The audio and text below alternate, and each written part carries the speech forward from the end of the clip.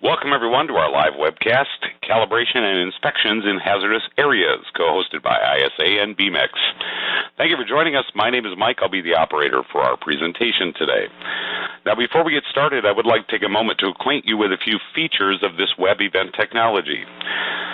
At any time, you have the ability to adjust your audio at any computer volume settings that you may have. On the right-hand side of your screen, you see the Q&A window. That's a large window which holds all of your sent messages, and a smaller text box at the bottom where you can type in your questions. To send a question, click in the text box and type your text, and when you're finished, click the Send button. All questions that you submit are only seen by today's presenters, and your questions will be responded to along the way during our Q&A sessions during today's presentation. At the conclusion of today's program, we ask that you complete a brief post-event survey. If you would take a moment to complete this survey, as it will help ISA plan future web events.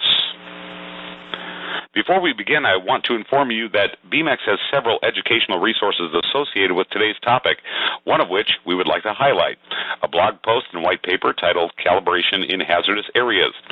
Following the webinar, we encourage you to visit the links you see on your screen to read the materials. We will also send those to you via email following the webinar as well.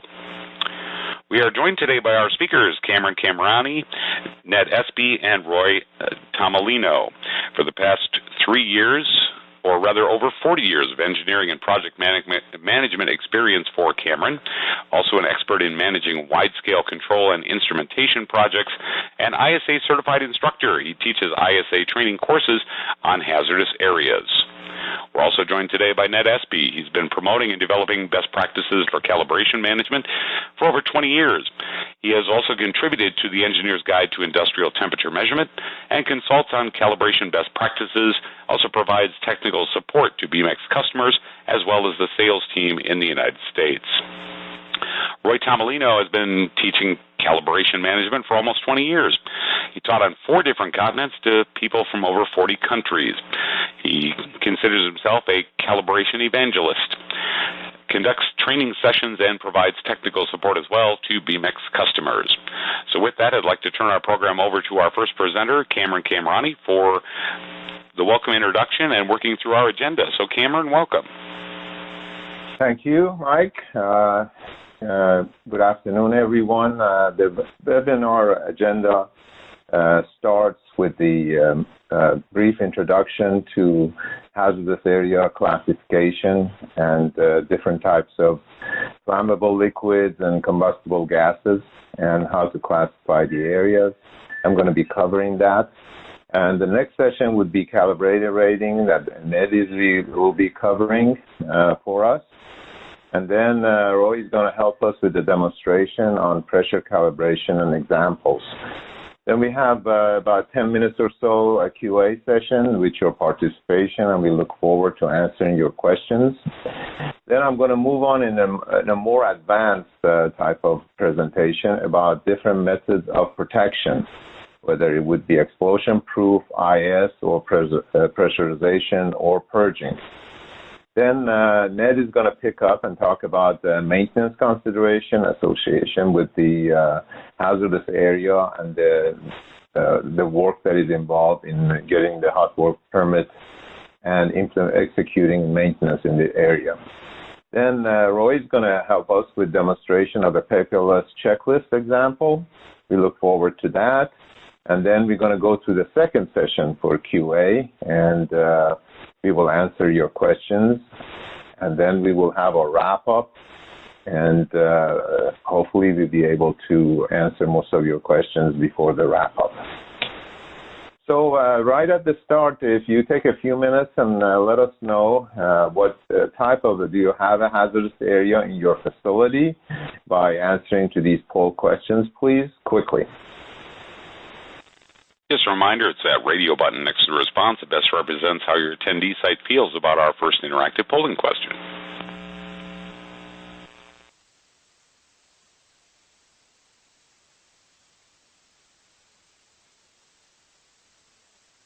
All right.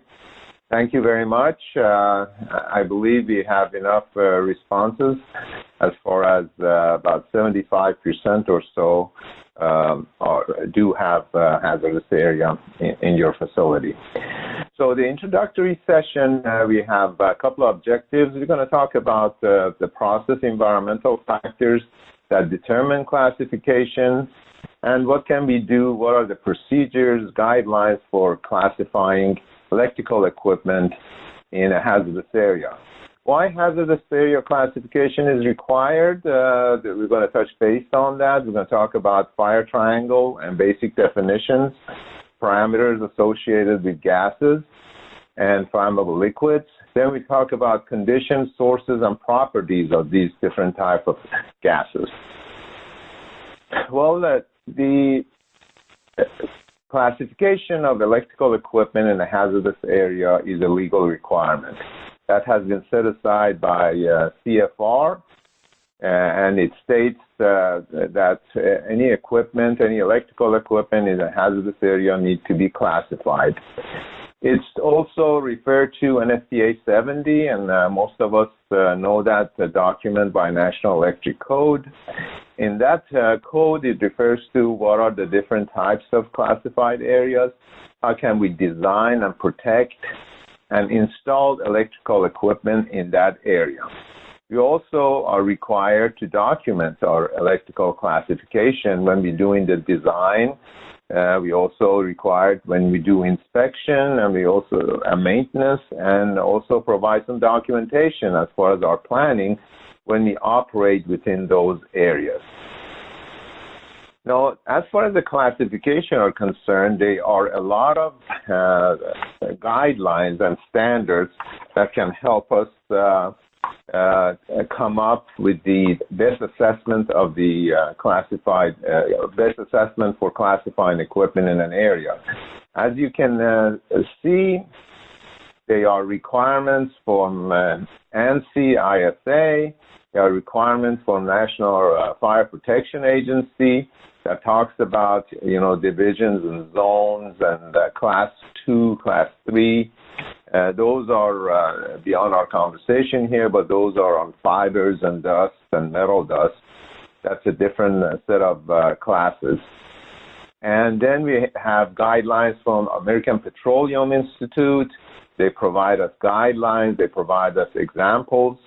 There are some guidelines from ASHRAE that talks about refrigeration systems, talks about ventilation.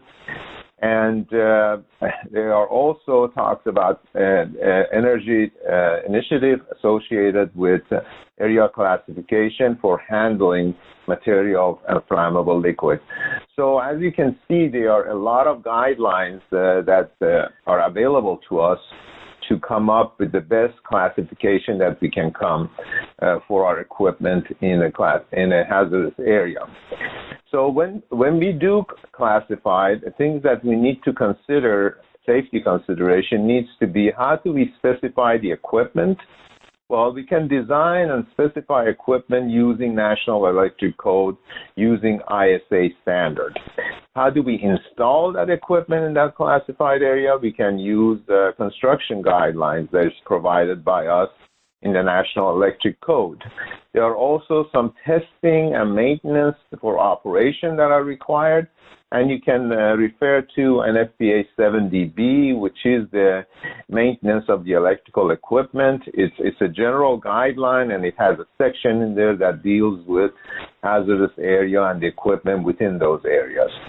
Then there are some general work practices safety that it says what you can do or consider when you're working in a hazardous area, and you can refer to that in the National Fire Protection Agency 70E. So you see the guideline on the bottom of the page there. So when you're looking at safety consideration, you got to look at the ignition sources. These ignition sources, they exist whether because of a spark or a thermal, and if they are of sufficient duration within the area that has flammable liquid and a flammable liquid or a combustible gas in there, then they will cause they are potential sources that would ignite. So the process conditions within the classified area needs to be looked at also. So you can see the process conditions that are referred to as hot surfaces, hot pipe, chemical reactions. So those can be also your ignition sources. Well, when do they come in to be a problem? Well, they are seen when you have power system failures, like if your power system is working your ventilation system for the hazardous area, which is very critical. So if the power system fails, ventilation fails, then there is some safety problems that need to look at. Some interlock failures, such as alarming, if you have some alarms associated with the concentration of flammable or combustible gas in your area, if there are alarms associated with that, if those fail, that would cause a problem. There are also some other potential of ignitions, and we noticed that in the news. Lightning is one of the big items that set places on fire. So those are the things that can be looked at as a potential ignition source. So there is a fire triangle, so you can see that the heat and oxygen and fuel can combine, and if you have enough fuel in an area and oxygen, if there is an ignition, it's a hot surface, then you have completed a fire triangle. So the best practice is prevent this fire triangle. You can't prevent oxygen to be an area, but you can control the fuel concentration, and you also can control the heat or the ignition source. Some of the basic definition that you want to look at, because you're talking ignition, you want to know different types of gases or flammable liquids. What is the minimum ignition temperature? What is the flammable limit? For example, what is the minimum concentration of gas in an area or maximum concentration of gas in an area, which will create an ignitable mixture? Flash points, auto ignition temperatures, these are the minimum temperatures that would be minimum temperature that would require to initiate a self-sustained combustion. So that's where your T rating that's going to be talked about, it becomes critical. And then there is the boiling point, which is an indication of volatility of the gas. So these are the parameters that you want to look at. Lower flammable level, upper flammable, auto ignition temperature, gas dispersion, density, temperature, pressure, and oxygen concentration. This is one example that will give you an idea about the upper limit and the lower limit. As you can see, this is a flammable range.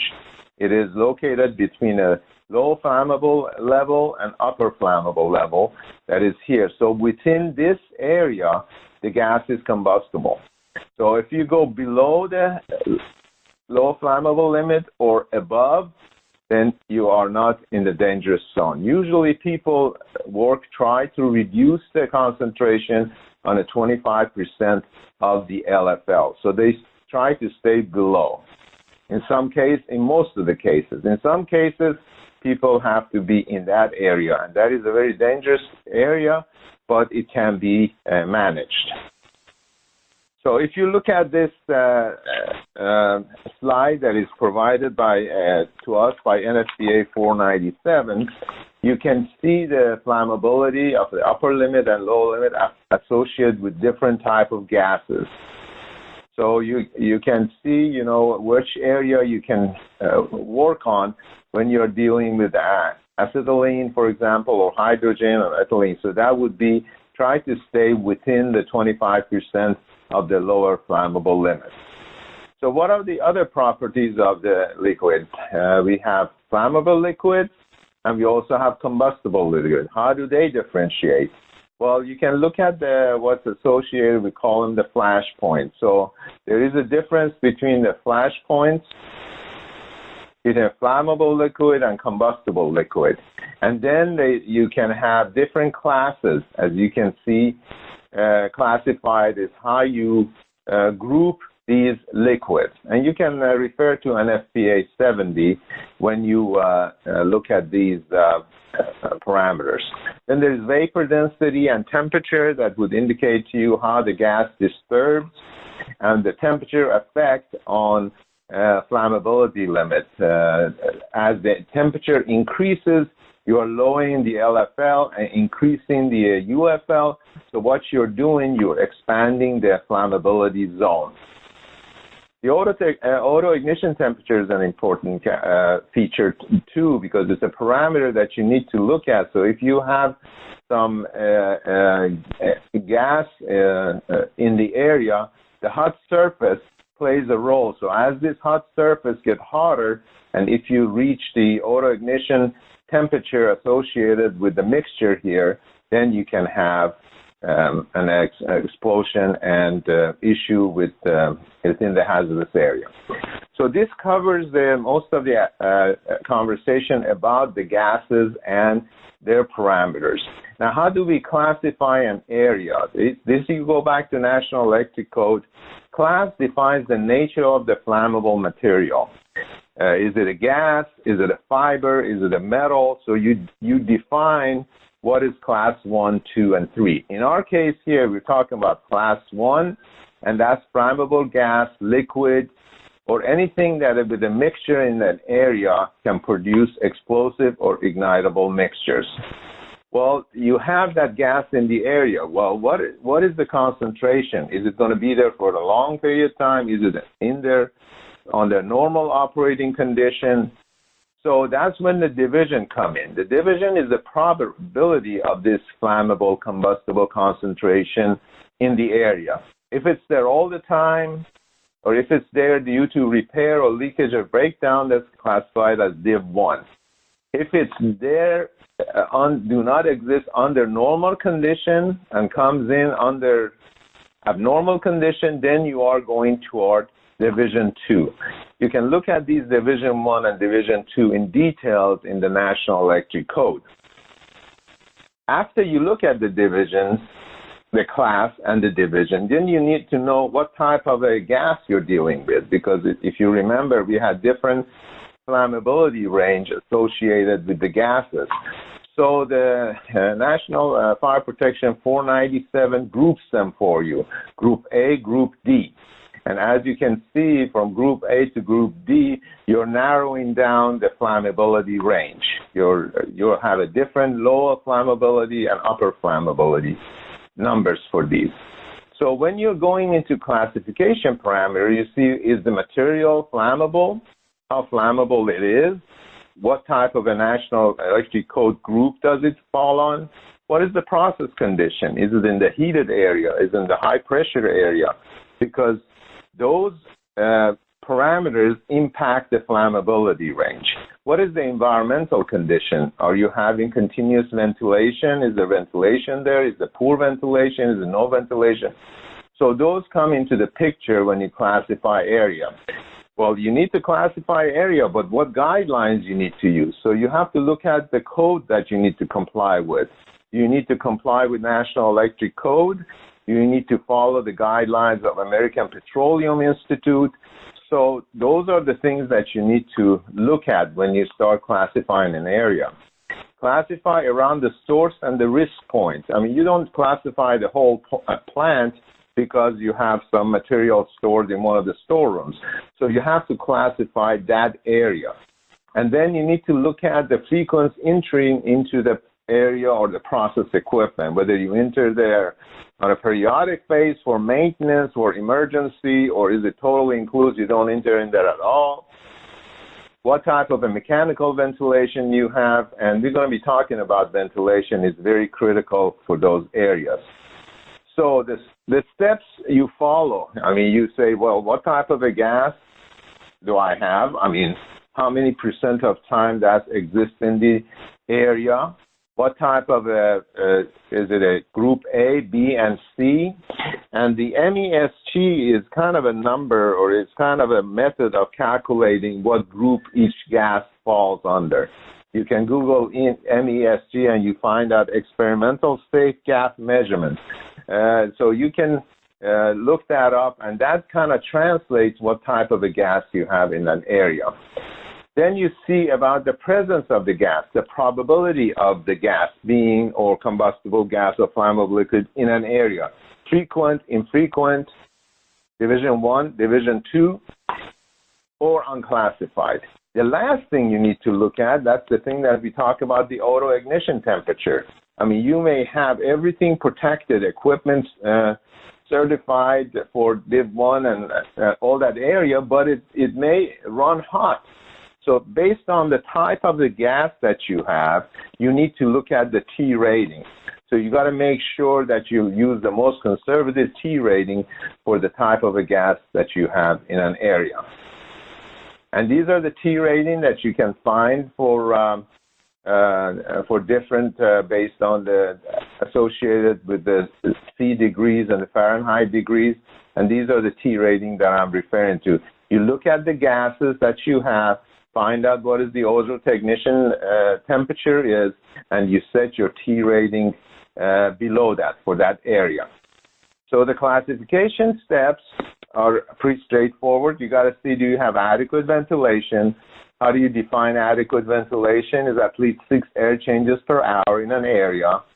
National Fire Protection Agency requires whether you have 1 CFM or 6 air changes per hour. But that, and you want to try to keep the concentration, as we discussed, below 25% of LFL.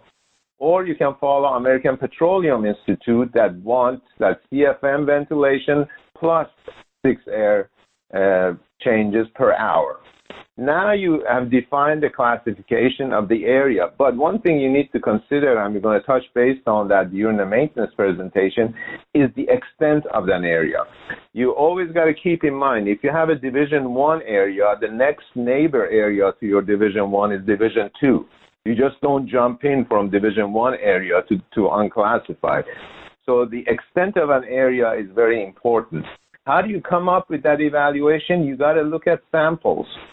They are National Fire Protection 497. This gives you the guideline, gives you some diagrams for classification. American Petroleum Institute RP 500 got about 104 plus diagrams that can help you identify your case, your installation versus those diagrams. So you choose the one that matches your application, and then you would know what your extent in that area. The last section we talk about is the zone. The zone is, the classification is the same. It is a flammable product. But in our case, when you get into the probability of gas being an area, then you have 3 choices. You got zone 0, zone 1, and zone 2. How you classify zone 0 is when the concentration is presently continuous for a long period of time. Zone 1 concentration are likely to exist under normal conditions and frequently do repair. Zone 2 concentration are not likely to occur under normal conditions. So now you have 2 choices, zone 0, zone 1, zone 2, versus the division concept, which you've got division 1 and division 2. Well, how do they correlate with each other? This will give you an idea. Zone 0 is kind of included in division 1. Zone 1 is included also in Division 1. Zone 2 is equivalent to Division 2. So if you keep this picture in your mind, you would be able to tell, you know, you've got choices for Zone 1, Zone 2, Zone 0, Zone 1, and Zone 2. In this case, everything is Division 1 into tank, Division 1 at the point of vent, and Division 2 beyond the vent within certain parameters. And what you see as a circle here, that's the extent. That's what I'm referring to. Those are the standards that you need to go back, see what would be this radius around this point of discharge. Is it 3 meter, 5 meter? What is it that you need to classify that as Division 1, and then the rest would become Division 2. So the grouping under the zone is a little bit different than under the division. And you can tell, I don't know why did they do that other than to confuse us, but that's how they did it. Group 2C is division groups A and B under the division. Group 2B under the zone concept is the same as Group C under the division concept. Group 2A under the zone concept is the same gas group as Group D under the division.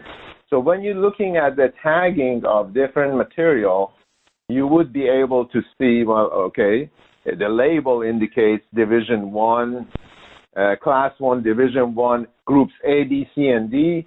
Then underneath of that, you'll see Class 1, Zone 0, for example, Groups 2A, 2B, and 2C. So those are indicated in a different manner on a label, on an equipment label. The T rating is also different. When you go to the National Electric Code Table 505, you see the different sets of T rating when you're following the T rating, when you want to follow the T rating of the zone. So you see, so you got C6 T rating versus the other one in division, what I think was 9 and 10. So we are getting close to the wrap up on this. Just going to classification parameters, you follow the same concept as the division. What is flammable? What type of a group it falls? What are the process conditions? What are the environmental conditions? What code you want to follow? The frequency of entering in the area, the significance of mechanical ventilation. Then you use the same procedure, but in this case, you have just about three areas to look at. Zone 0 continuously, Zone 1 most of the time, Zone 2 some of the time. Now, this is a guideline that I provided you in case you wanted to know, well, what is some of the time, what is most of the time, what is never, what does that mean? Well, I tried to put a mathematical equation here for you. I borrowed it from API RP 505. A lot of companies use analyzers in an area to detect the percentage of time that you have flammable liquid in an area.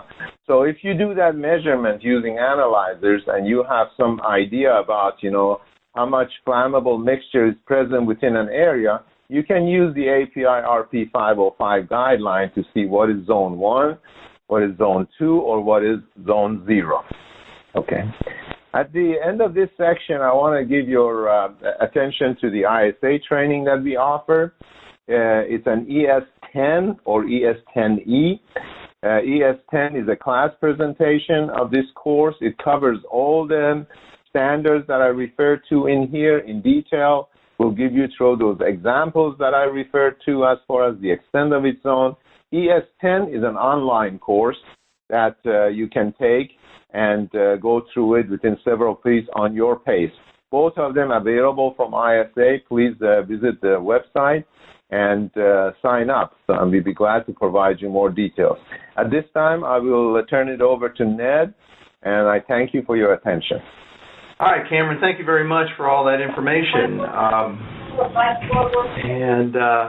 I would encourage you to take a look at that ISA course, especially if you're new to this area or want to get into these guidelines much deeper. All right, so we're going to change perspectives a little bit, and instead of talking about the area, let's look at the tools that you might use in these areas. So, all this stuff started way back in coal mines. So just to where did all these guidelines evolve from and such? And, working in mines, people were going in with candles and torches, kind of how crazy is that? And, then we evolved into using electrical lighting, but, you still had the same problems. Tools could cause sparks, so there were lots of accidents. So all these regulations and guidelines evolved out of the mining industry, and so as people started designing equipment that could be used safely in such areas, now we have these standards today. And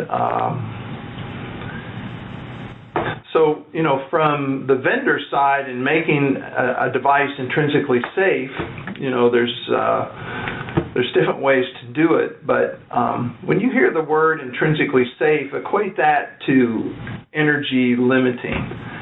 And, so something that's marked EXI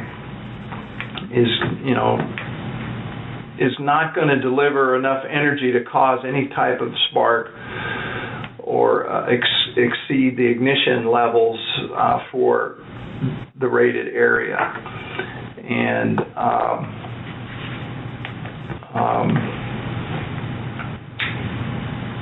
let's see. And so Beamex has been doing this, since the 80s. So we have a lot of experience doing this, and so let's take a look at using a case study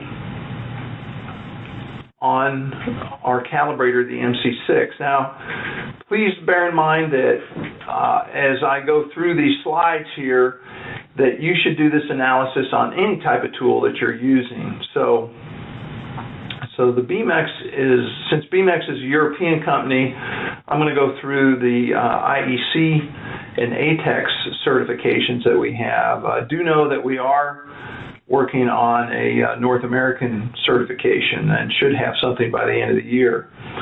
But if you look at the little logo, it's got EX Roman numeral 2, number 1, and then G. So, this little table, let me hit the pointer here. So this little pointer is showing you these little areas here. So it is equipment group 2, which is non-mining, and the category that it can be used in is zone 0. And then on the back, we have a more detailed label. It has the same markings here, but it also has this T4 that Cameron mentioned. So that this calibrator will not exceed a temperature of 135 degrees C to cause something to ignite. So it covers a lot of gases, and then the safe operating temperature that this equipment can be used in is, as you can see, is from -10 to 45 degrees C.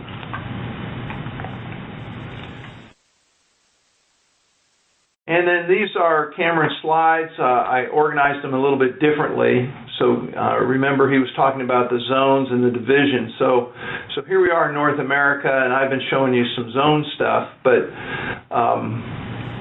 zone 0 and 1 are included in the division 1. So in Europe, this is broken down into 2 different areas, and then zone 2 is equivalent to division 2. And then here's the gas groups. And when I put this table together, it was kind of interesting. If you notice, there's groups 2C, which is equivalent to the division groups A and B. Group 2B is group C. So in Europe, they start at C and go down to A, where in the United States we go groups A, B, C, D. It's just funny that we can't even look at things the same way. Then here's another table looking at the same way.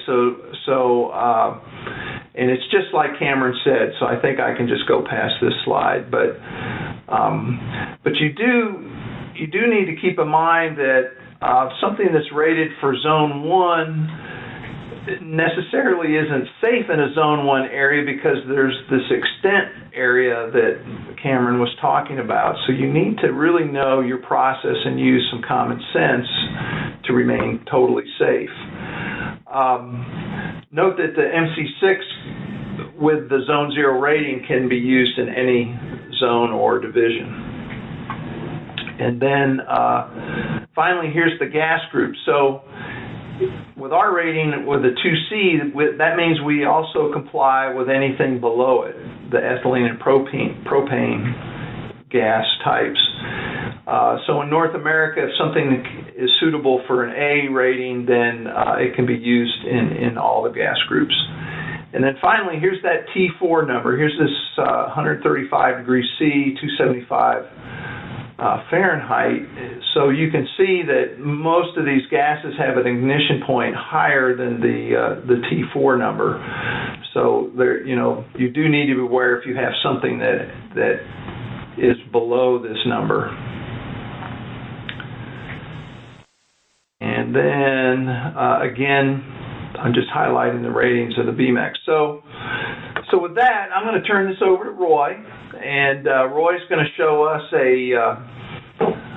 using a calibrator in a rated area. I have a calibration to do, and I've got an intrinsically safe calibrator because I don't want this to ignite or be the cause of an explosion or something like that. So I have an example that I'll do this in some way that Ned can actually understand. Now, Ned's from Georgia, and we all know that everybody in Georgia has moonshine still in their backyard. Or at least I read that once on the interweb, and I'm pretty sure that that's a fact. So, Ned, for your still, I'm going to calibrate this pressure relief valve. There's a switch that activates that, so you don't have an overpressure and go boom. So I'm going to calibrate this pressure switch. All right, here we go. Let me start this. So I'll increase the pressure.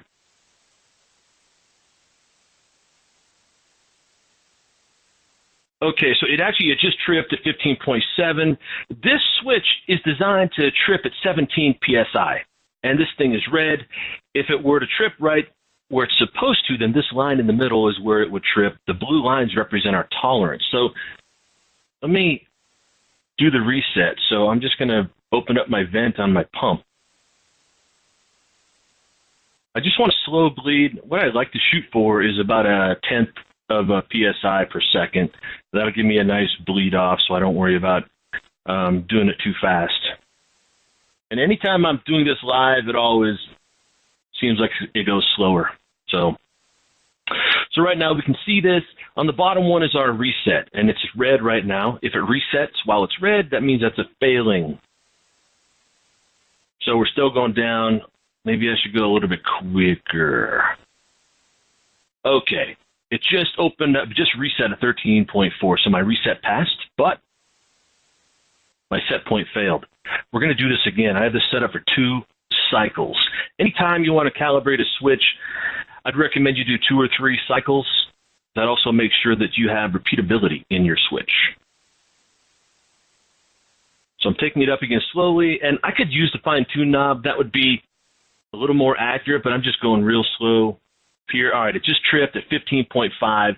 My set point failed again. This time it's a little bit lower. Does the fact that it failed make me a bad technician? No, it does not. The switch is a switch. We're just trying to document where it's actually resetting at, where it's tripping at. So we have a passing reset, and let me accept this second test point as well. All right, it failed.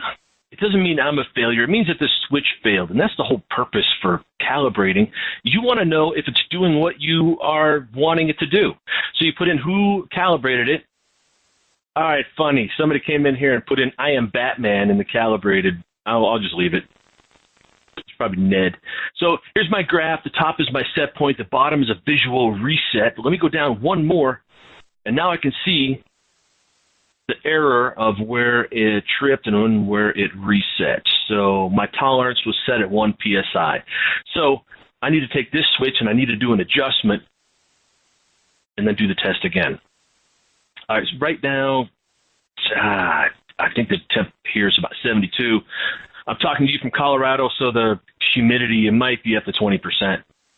And the device temperature, I'm not sure of at the moment. So let me just, and I performed a functionality check. Everything's functional. Let me save it.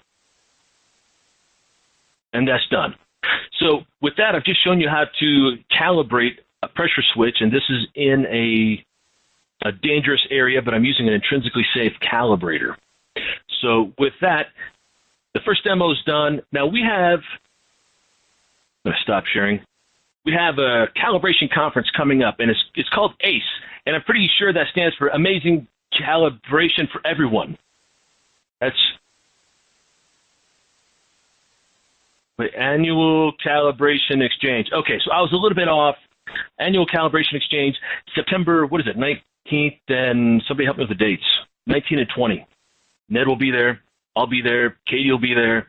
So we'd really like to have everyone there. If you can make it, we've been doing this annually now, and our last one was at Harvard. The year before that was in Houston, NASA in Houston.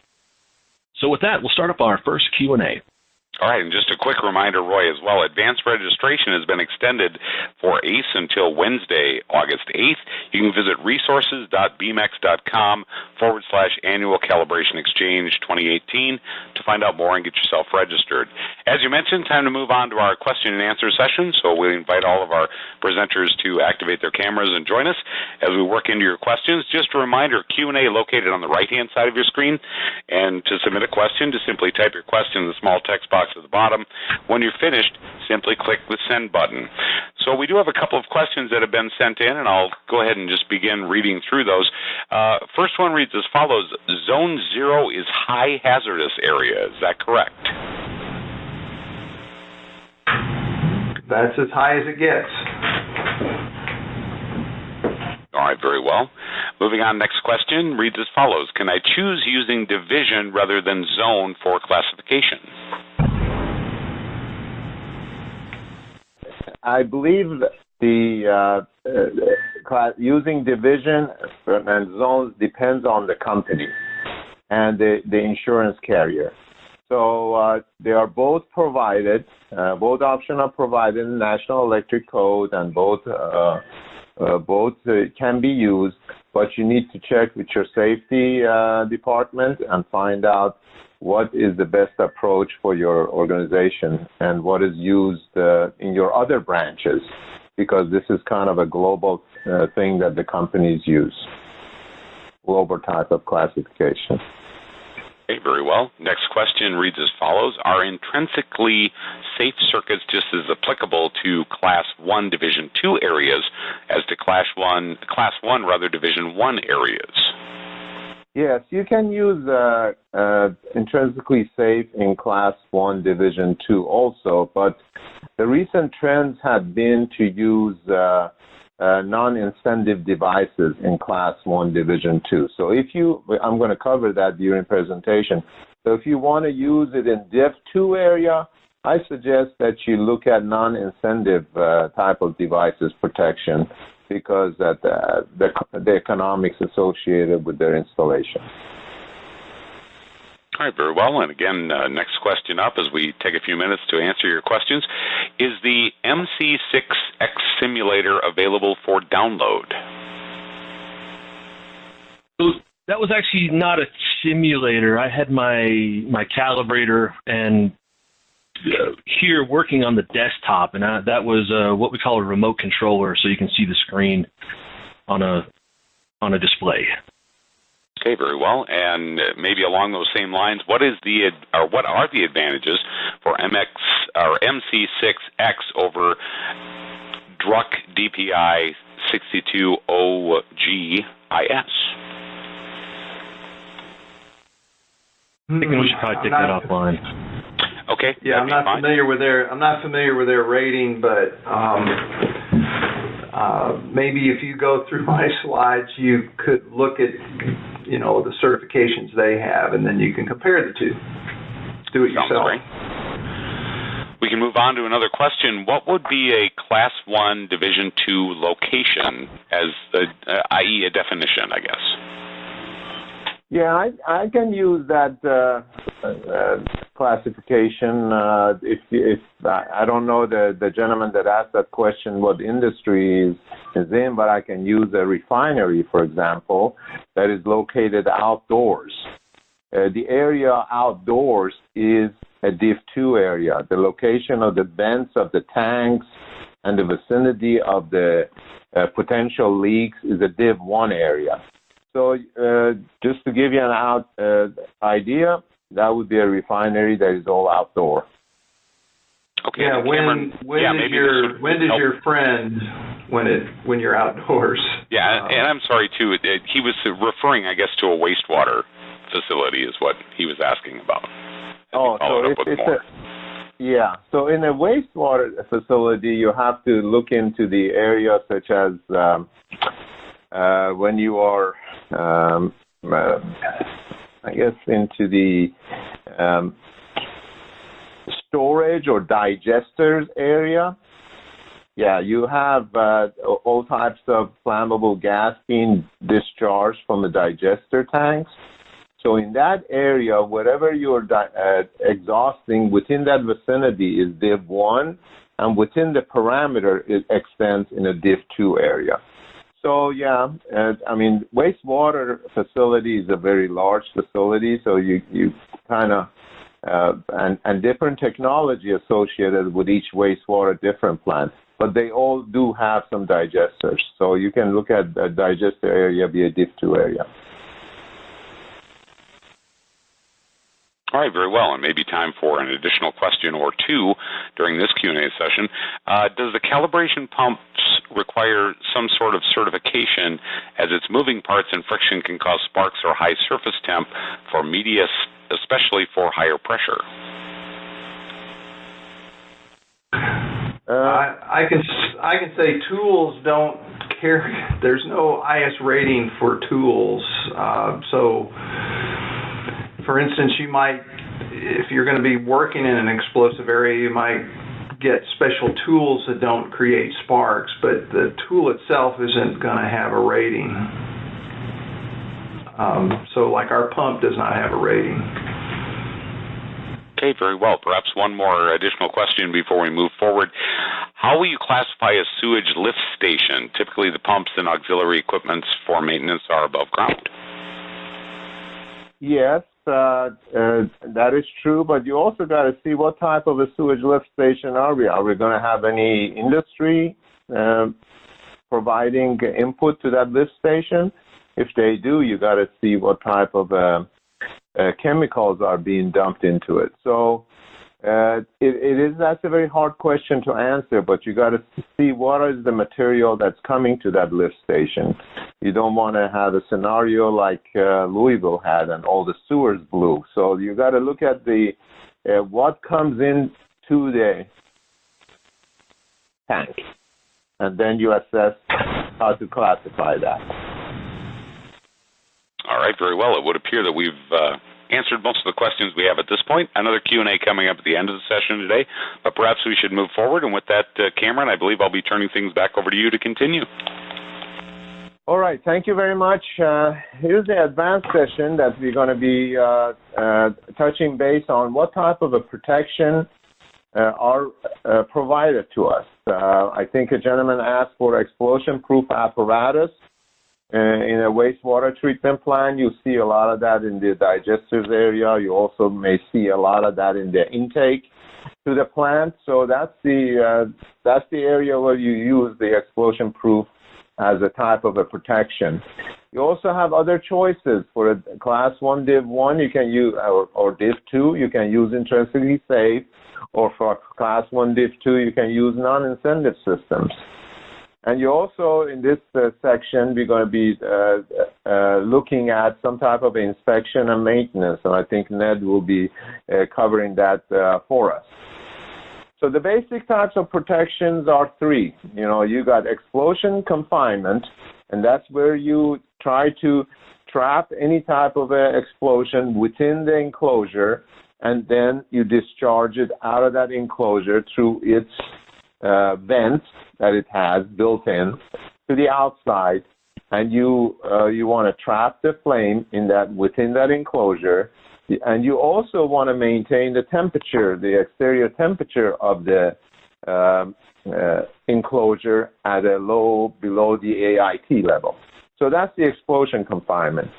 Isolation is another different type of a protection. In that case, what you do, you provide some type of a gas to pressurize the container, or you have the equipment within an oil, they call it oil immersion, or you seal or encapsulate the components, or you purge the components. So in this case, you can try to keep the explosive material in an area that you prevent any type of exposure as far as to temperature or as far as exposure to explosive material, and keep it below the ignition level.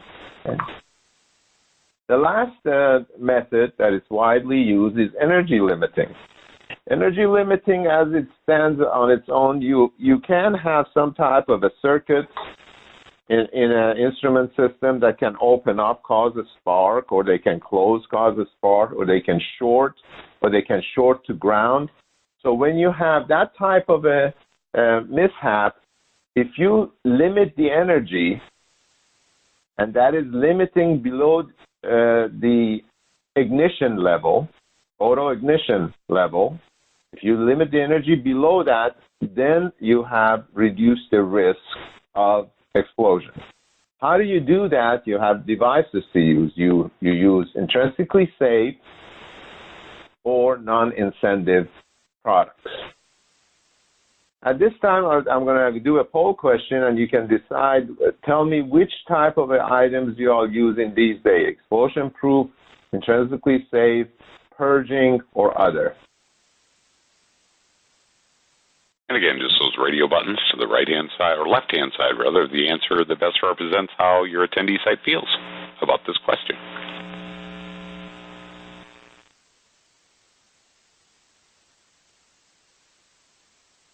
Okay. Based on the information that I see, most of you, or 50% of you, is using IS circuits, and about 30% is using explosion-proof, and 15% using purge.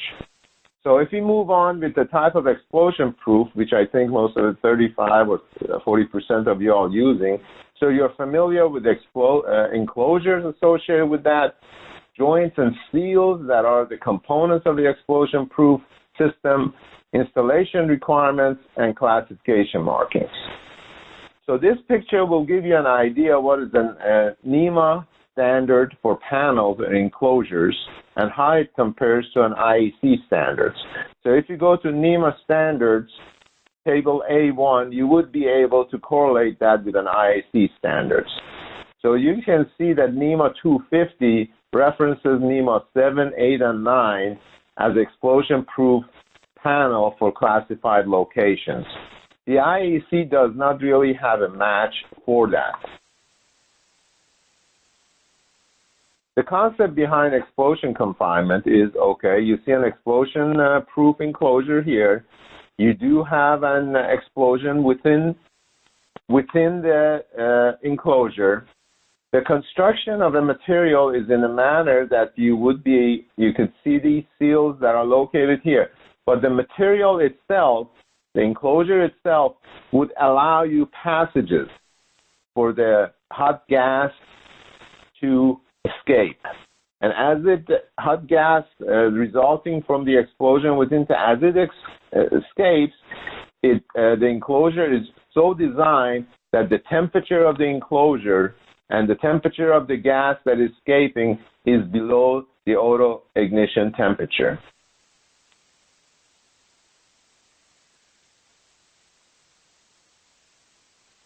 So we have heavy walls. We got joints that are tight fitted with flanges, but there are gaps within the joints that would allow this gas to vent out.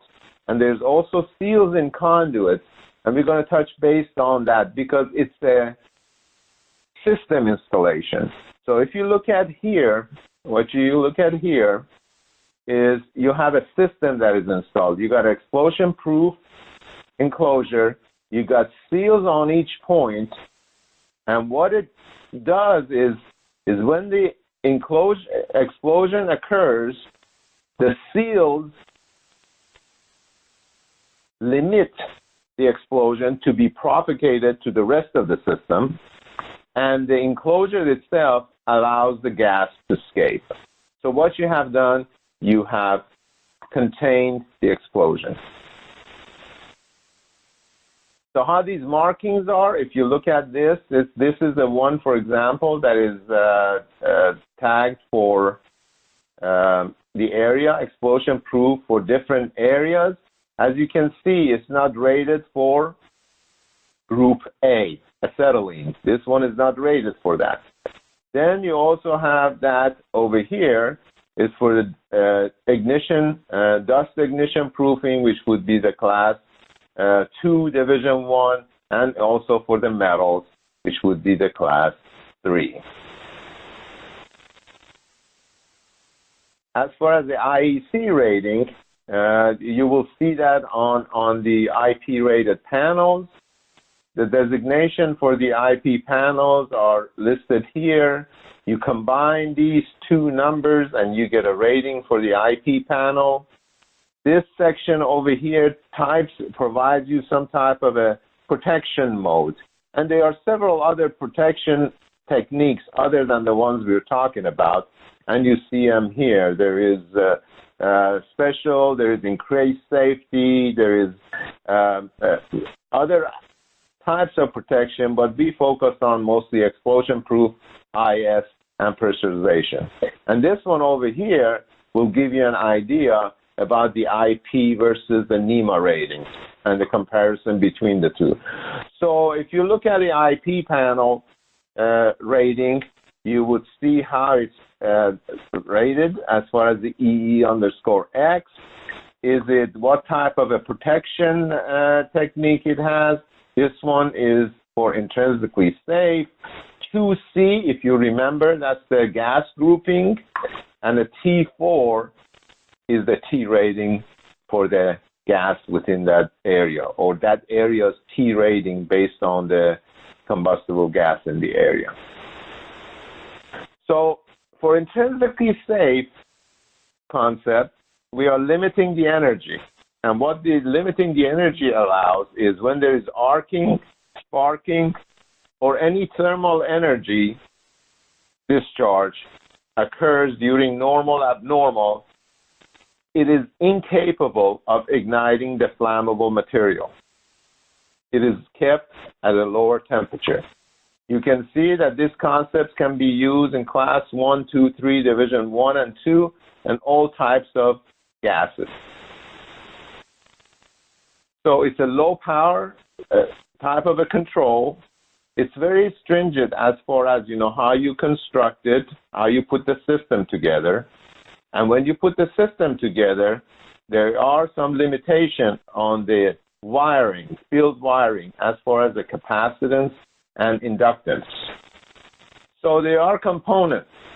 We have in a classified area what we call for intrinsically safe apparatus, and we have in the area what is called associated apparatus, and we do have the cabling between the two. So it's a system that you put together based on parameters, and we're going to talk about those. Sometimes you may have a device that is classified as a simple apparatus. This is a device that does not generate that much energy on its own. These are like thermocouples, RTD, dry contact. These do not create energy on their own. They hook up to some type of a apparatus in the unclassified area. And that apparatus provides that, reads that signal, got to be IS rated. Okay. So we talked about what areas we can use. Associated and intrinsically safe can be located in class 1, div 2, class 1, 2, 3, division 1 and 2, and the intrinsically safe apparatus may be located in the same area also. Usually the associated intrinsically safe apparatus, they put it in a non-hazardous area. There are two concepts about putting these associate IS and the IS equipment together. You can use the entity concept, and the entity concept relates to some parameters associated with these two devices. As you can see here, there are voltage parameters, power parameters, capacitance, and inductance parameters. This is for the associate. Then there is same parameters associated with the apparatus itself. How do these correlate with each other? You got to make sure that you do not exceed the Vmax associated with each circuit. And Vmax was controlled by the apparatus itself. So you want to stay below that apparatus rating. As long as this condition exists, your system is a safe one. Well, how do you communicate that? And we're going to talk about that through a system, through a control diagram. But another concept is called a system concept.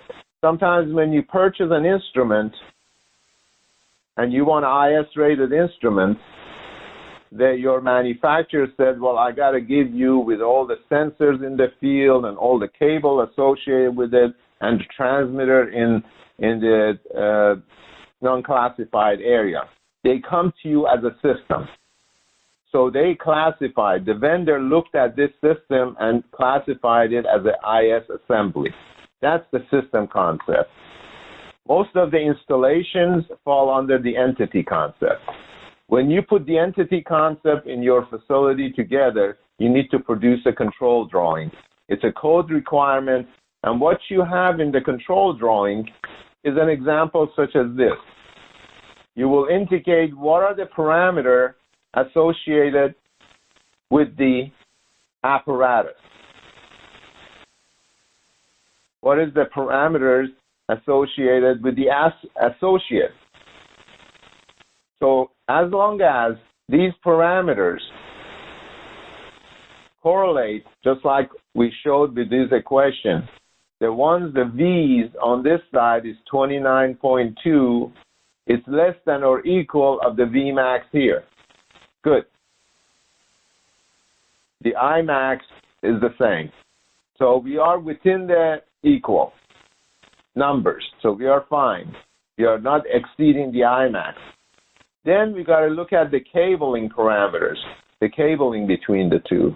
And as long as we do not exceed the allowable cable plus the capacitance that are noted here, then we should be fine. The control diagram will work, and this is an IS assembly. And that is the example that we use for that.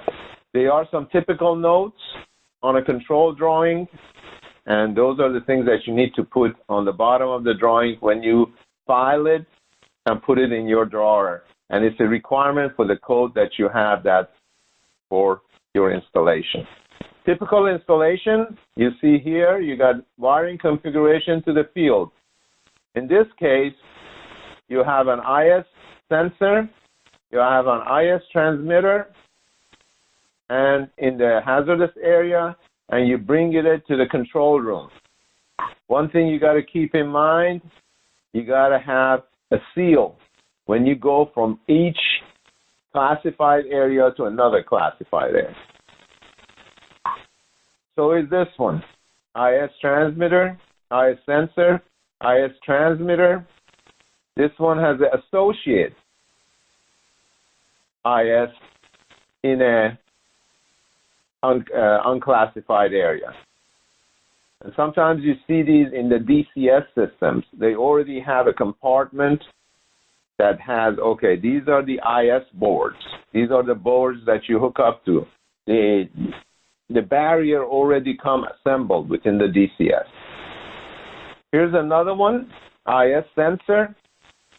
This is an IS transmitter with a barrier. Okay. Then between the two, because this is the one when the transmitter is not IS rated. So when it's not IS rated, you put the barrier in front of it, and you do put it in an explosion-proof enclosure. So between here and the control room, it becomes an explosion-proof conduit. Okay? That's when you don't have an IS transmitter, just what's shown here.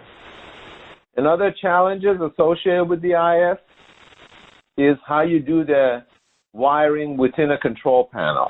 You have to keep in mind that you have to separate the IS wiring within a panel from non-IS wiring within the panel. And that holds true when you go to the field. IS wiring needs to be separated from non-IS because of the limited energy characteristics that you have with the IS wiring. The non-incentive parameters, now we talked about the IS. If you want to use equipment in a Div 2 area, you can find equipment that are non-incentive. So they are allowed to be used in a Div 2 area. The economic positive associated with the non-incentive is as following. You can use Div 2, you can use Div 2 type of a wiring, which allows IMC metal conduits to be used in the Div 2 area, okay, using the non-incentive. But the challenges with the non-incentive is that there are not that many transmitters, sensors, devices that are non-incentive rated. The number is increasing, but there are not as many as IS-rated transmitters. So that's the challenges at this time, but the technology is moving fast. The last part of the type of protection is pressurization and purging. Usually you can use some type of a protective gas, non-hazardous, I assume, for pressurizing a tank, or pressurizing a container, pressurizing a cabinet, and preventing any hazardous gas to enter that area, enter that cabinet. So high pressure within an enclosure, high pressure within a control room, as an example, would allow that area to be classified lower than the neighboring area. Another way is using purging, and they use the purging in technologies such as analyzers in a refinery, where after a while they want to clean up the tubes, so they use that purging for doing so. And they also use the purging by reducing the gas concentration below the 25% of the LFL. So that's another concept that you can look at. Purge panels, some of you all, I think maybe 13-14% of you all had that. You can use some blowers. You can hook up the blower and pressurize the cabinet. There are some instruments within that cabinet that report status to outside. As you can see, those are IS wiring. Those are IS devices with IS wiring to a control room, because you need to know if the pressure is dropping within that cabinet. If the pressure is dropping, then you need to get an alarm. To get an alarm, you need to get a signal from a pressure transmitter in here to the control room. To get that alarm out, you need to have wiring. Then that's when you use IS circuits for that type of wiring. So the features and standards, depending on type of the cost associated, is how you want this type of a pressurization, what classification you want it to have, what type of alarming, what type of an interlock, what happens if you open the door, what type of equipment, certification do you need within those things. So those are the things that you need to look at when you go to pressurizing the panel. The types of ventilation or pressurization that declassifies from Division 1 to non-classified, you need to look at what's called a Type X. Type Y pressurization allows you to do from Division 1 to Division 2. Type Z takes you from Division 2 to non-classified. And as you read more about these things in NFPA 496, you'll see that the requirements alarming, interlocking between a Type Z and Type Y and Type X is different. And it's much more strict on a Type X. You just got to make sure that you have continuous purging, got a pressure that is high, and you got to keep the internal component. Never forget the T rating. You want to keep the internal component at a cool temperature. So at this time, I turn over Ned for maintenance consideration. Thank you, and I stop my webcast. Okay, Cameron, thank you very much. Man, that's a lot of stuff. And these slides are actually part of Cameron's deck, but we've gone through all the ways to install and considerations you have. So how do you maintain this equipment? And fortunately, NFPA has some good documentation out there. I guess, Cameron, are you still online? Yes. Okay. So the National Fire Protection Association, are these like just guidelines, or is this law? Well, I think the National Electrical 70 is electrical code. That's why you need to follow that in most of the states when you do installation. There are some variances to that with different factories and these different authorities, but a lot of people follow the National Electric Code. The other two are guidelines. So this is really pretty serious stuff. You really need to take this seriously, and it's for your own safety. So we're going to take a look at those. We're also going to have a quick discussion about hot work permits, because we run into this all the time as a calibrator supplier. And then, one of the things that Cameron showed us earlier is that in these guidelines, you are to maintain and inspect your systems on a regular basis. So let's talk about the NFPA 70B.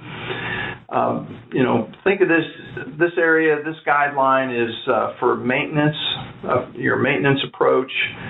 And you notice it talks about commissioning as well as maintenance, but it's trying to be proactive, and as you can see, all these items are really just common sense and taking a smart approach to being safe. So not only do you have to protect your people, but you also want to protect your equipment and keep your plant running. All those things are important. The 70E documentation focuses on the electrical safety, and as you can see, it involves risk assessment, selection of clothing, so a lot of good details here. So we would encourage you to get familiar with this and make sure that you're in compliance. So I added this to the presentation because those of you that have explosion-proof areas, if you want to open that cover, you need to make sure the area is safe, or you want to condition the area for safe work conditions. And don't think that if you have an intrinsically safe rated calibrator that you can bypass all these rules and guidelines that Cameron's been presenting. As soon as you unscrew that cover, if there is dangerous gas present, you have violated the safety and the IS nature or the explosion-proof nature of the equipment or the design.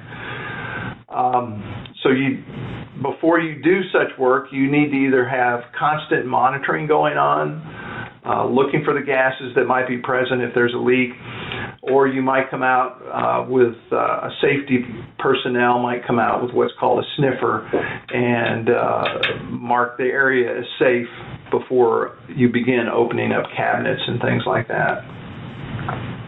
Also, Cameron touched on, there's no little dotted line on the floor in your plant. Like when you're walking here, you're in a Div 1 area, and when you're walking there, it's moved to Div 2, and then over here it's unclassified. You don't have markings like that on the floor. So he used the word extent. And, Cameron, if you're online, please, feel free to chime in. But here's maybe sort of an open area with two process columns and some control valves where, let's get the little pointer going. So maybe you could have, some leak points here where these connections take place. But in general, since this is open and, the wind's blowing, there's a breeze, it carries a Div 2 rating. But down here, here's a below grade area that's enclosed, and this is your danger area. So if there's a cabinet right here and you're having to do some work, even though this is in general rated a Div 2 area, you need to be aware that since you're next door, you really should be treating this almost as a Div 1 area. And then Cameron was mentioning that, here's an area that even though it's unclassified, since it's low to the ground, when you're within 50 feet of the actual process, that's just consider that area Div 2, even though it's probably less likely for something to be there. But Ned, if you look at the right-hand side, that 50 feet extent is totally related to the presence of this Div 1 area. Because if you compare it to this side, you see the extent is not there. So these are typical. You got hundreds of these in NFPA 49070 and also API standard that you can look at and identify your application to it, and then that will give you a guideline about the extent. Thank you. All right, very good. Okay, so finally, we're getting close to the end here, but this is preventive maintenance, electrical preventive maintenance, and again, this is coming from the NFPA, and by the way, in Europe, the IEC code is, and I think Cameron had one slide with it, it's the IEC 60079-17, and they actually have two tables that list these types of things to take care of. But I think the big thing here is that you need to be doing this. You need to be performing inspections and documenting that you're performing these inspections, and also these need to be done on some regular basis if the area is marked classified or hazardous. And here's kind of an example, maybe some pre-repair items to take care of. I mean, this is a stated example, and then based on what you observe here, you might have to perform some maintenance. And then if you do perform some maintenance, how do you leave the area in a safe operation? So all these kind of steps are outlined both by NFPA and IEC. So if we take this list, let's pretend we have a procedure. Let's say this is in our Plant 4 Segment 21 termination inspection. We're going to be opening up some cabinets and things like that maybe there's purging, or it could be using IS barriers. But, here's some steps here. Here's that required maintenance task if, you need to note what you've done and then follow these steps to button things back up. So maybe you carry out a clipboard and check off these things to document it, but fortunately we have Roy with us. And by the way, Roy, no whiskey for you. But Roy's going to maybe show us how to do this in a paperless manner. Fine. You know what? All right, before that, it's coffee time again. Everybody grab a drink, take a breath. Okay. You know what? That example that you had was really good. So what I did was, you know what? This is my phone. Hopefully my webcam is still running. I've got my phone here, my Android, and I have an app on here that will automate. Let me just press on it.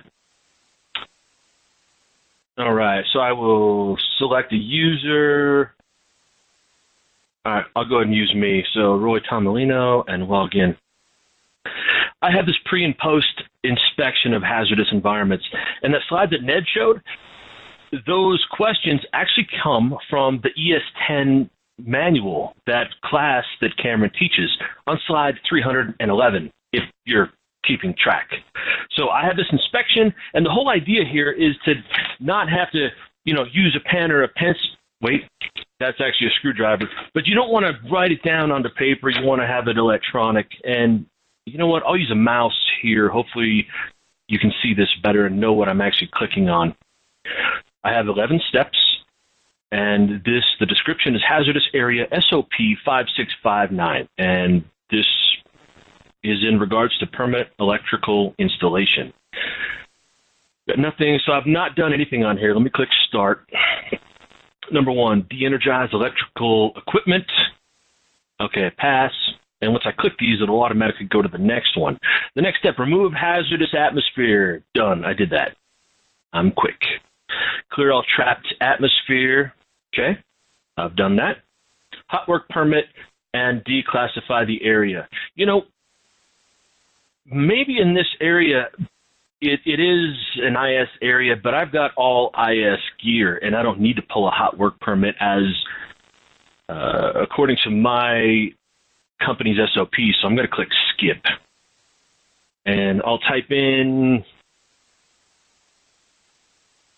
hot work permit not required, and I'll hit OK. Okay, so I skipped that one. And verify integrity of static grounding and bonding. Yep. Note any maintenance required. And I've noticed a couple things on this. Let me hit fail. And maybe the screw terminals were loose. And maybe there was corrosion present, and I removed the corrosion. So I'll put in what I actually did here. I'll just say tightened. Tighten screws. Having trouble spelling. And I'll hit OK. Oops, I just moved my phone long ways. Fully assemble. So now I'm on the post. I've done the maintenance piece, and the calibration will probably happen in the middle. Now I'm on the post inspection. Fully assemble with approved replacement parts. Yep. Inspect joint and seals and covers and openings and ensure proper closure to prevent flame propagation. Yep. Introduce hazardous atmosphere, and then energize the equipment. So I'm choosing past here and dispose hazardous material properly. I'm on my last step, 11 of 11. So what we do here, I had 9 passed, 1 failed, and 1 skipped. So this is performed by me, work time hours. I'm just going to say that was 1 hour, and my environment, I put in 72 degrees, and the barometric pressure is, it's probably about 12.4 because I am in Colorado and it's kind of high here. And no other comments, Ned. Humidity, it feels like it's about 20. And then I have a functionality check that I can have at the tail end. Now, I am choosing whether or not this entire thing passes or fails. I've got a skip and a failed. But the failed was that I needed to perform some maintenance. I needed to tighten that. So it failed, but then I corrected it. And then the skipped one was unnecessary. So I am saying the final verdict on this entire item is pass. So I'll choose pass. And there's my status. The next step is to unload it. But through the secret of working beforehand, I've went ahead and created a calibration certificate of what this looks like once you unload it. And let me zoom in so it's easier to see. And again, these steps came right from the ISA class ES10 off of slide 311. So thank you, Cameron and ISA, for letting us use these. So here's my certificate number, my position ID, and when it occurred, This one happened yesterday, 8/2, and so here are all my steps. The result note here, hot work permit not required, and the fact that I skipped it. And the maintenance, there's screw terminals loose and corroded, and I put here tightened and removed corrosion. And the result there was failed, but I did fix it. Post-repair steps, followed by who did it and when. So that is my calibration certificate. And with that, I think we're going to Q&A number 2. Hey, Roy, I question that you did an excellent job here, especially when you didn't paint that explosion-proof panel that you tightened the screws and remove the corrosion. One of the misconceptions is that people think that if they go take care of the explosion-proof panel and paint it, they took care of it, but they plug all the ventilation holes that it has in it. So you did an excellent job on that corrosion panel. Thank you. Thank you. Very well. So we're in our final Q&A session for our event. We have a few minutes or so to address questions, and we've received quite a few. We'll jump right in and say the first one, does intrinsically safe basically mean grounded? If not, please give a quick explanation of what it is.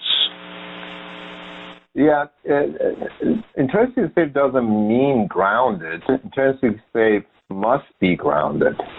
And the ground resistance needs to be as low as possible because that's the path that the current will choose to go through and prevent any shorts that causes the explosion. So it must be grounded, but it doesn't mean grounded because everything in the electrical system got to be grounded. Yeah. Very well, so we can move forward. Please discuss the nature of a seal in an IS system. Any C does not require a boundary seal for IS systems, but a vapor seal is always a good idea. Yes, it is. Vapor seal is an excellent idea. As you notice on that diagram that I had, when I penetrated from a hazardous area to a non-hazardous area, I did have a seal in there. Yes, that's the boundary seal that is required and needs to be located so many feet from the boundary. Very well, and moving forward, next question. Is it possible for a cable to transmit gas from hazardous to non-hazardous areas in an IS system? And they go on with clarification if the seal is around the cable and not all of the conductors in the cable. Yes, if you're using a multi-conductor cable, a seal cable, you need to seal the cables. If you can imagine, a multi-conductor cable has some opening between the jacket and the conductor. So that needs to be sealed. At the same time, that cable, if it is within a conduit system, that conduit system needs to be sealed. So the cable cannot be used as a passage for the gas, nor the raceway and the conduit can be used to pass for the gas. All right, next up. Also, what about explosion-proof cable? I've been required to strip back the outer jacket for cable passing through a seal-off. Well, I usually don't try to reduce the integrity of the jacket. That is not a good practice because that is there for a reason. So I wouldn't try to reduce that jacket insulation level. You did seal, you did help for that, but reduce the cable insulation characteristics. But they are cables, so try to not to reduce the insulation and parameter associated with that. But there are instances that you can use explosion-proof cables, and if you go to the ISA standards that I have listed here, they'll show you the diagrams how you use cabling system in an explosion-proof area and how you use, say, a raceway system in an explosion-proof area. So they are diagrams. There are several of them that are available in the ISA standard associated with the explosion-proofs. Very well, and we do have a moment or two we can extend just to answer a couple of additional questions. What type of protection is a junction box oil-filled? Yeah, I think that's again with the like the oil immersion that I referred to. That's the same as purging, and in this case, you are purging it with oil. All right, next up, does IS mean that a device won't create a spark? No, it means that the device could create a spark, but it would not be of a degree that it would cause ignition. Very well. Next, is there any difference between flame-proof and explosion-proof? Yeah, flame-proof is a kind of an IP, but they are pretty the same, yes. Yeah, I would go that they are pretty well the same. Pretty close. Okay. You don't use flame-proof too much in U.S., mostly explosion-proof. Here's a question that reads, I don't think it has been mentioned, but I've read about moving the calibration procedure to a non-hazardous location, i.e. an X junction in a non-classified area or remote location. Should this be a recommendation as part of the design of a system?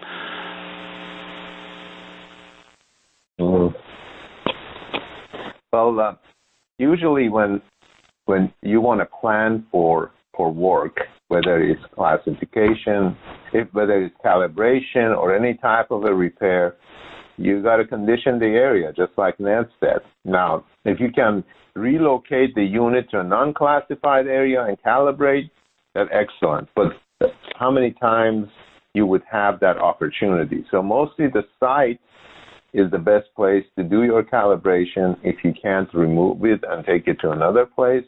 At the same time, if you do it at a site, there are methods that you need to get approved in advance as far as how to do the process, how to declassify area, and I think Ned covered them thoroughly.